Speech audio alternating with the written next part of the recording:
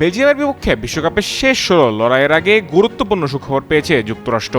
লাল কার্ডের কারণে নিষিদ্ধ হওয়ার কথা থাকলেও ফরওয়ার্ড ফ্লোরিন বালোগানকে খেলার অনুমতি দিয়েছে ফিফা।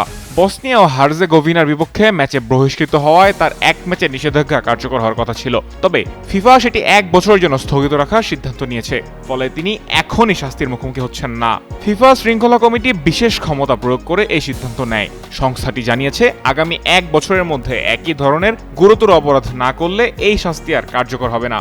বিষয়টি প্রকাশের পর যুক্তরাষ্ট্রের প্রেসিডেন্ট ডোনাল্ড ট্রাম্প এটিকে ইতিবাচক সিদ্ধান্ত হিসেবে উল্লেখ করে ফিফার প্রশংসা করেন।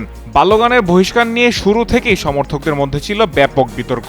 অনেকের মতে ঘটনাটি সরাসরি লাল কার্ড পাওয়ার মতো গুরুতর ছিল না। বালোগানও দাবি করেন এটি ছিল অনিচ্ছাকৃত সংঘর্ষ এবং হলুদ কার্ডই যথেষ্ট হতো।